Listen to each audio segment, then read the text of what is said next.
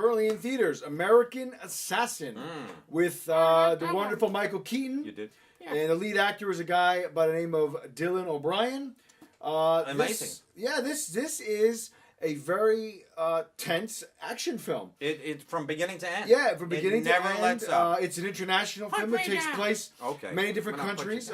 It's basically about a CIA operative. Can't you leave your hand there? Who, no, I can't. The young guy who becomes this CIA operative is initially just a guy who's on vacation with his girl. We learn in the first scene.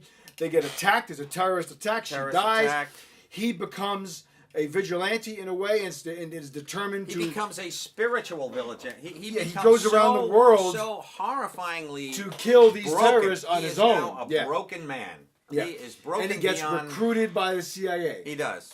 And he goes to be trained by a expert, I guess you could say, CIA trainer, played by Michael Keaton. Played by Michael Keaton. And he has an elite group of agents that he trains, and they go on missions. Michael's best performance in He's maybe very good. 10 films. You know, of course, when he came back in Birdman. Yeah. You know, that was the beginning. For me, he was the draw to watch this film. For me too. He was excellent. The kid was great though. No, he was good. The kid was excellent. He played this like emotionless killer very well.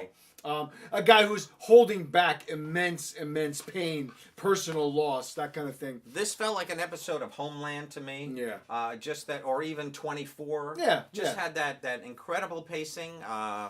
It was almost too much, I think. I think the ending of this film, we have. I thought the ending got a little too big for its britches. It was a little too much. I think it kind of a little implausible. It didn't ruin the film by any means, but it just. But I felt like it cheapened the quality of the first 2/3. Well, it's almost a 2-hour film. It's an hour and 50 minutes long.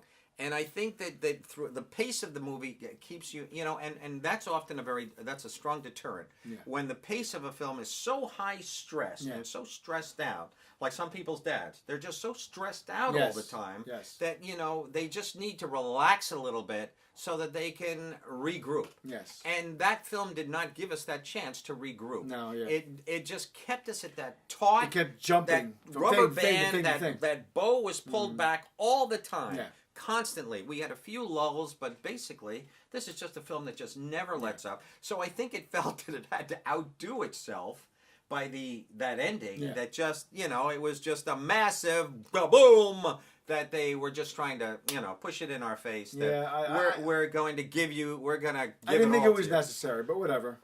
Exactly. What always goes through my mind is when, we have Kim Jong-un, blowing hydrogen bombs up within the ocean. How many animals, how many fish and whales, and things that are being just destroyed.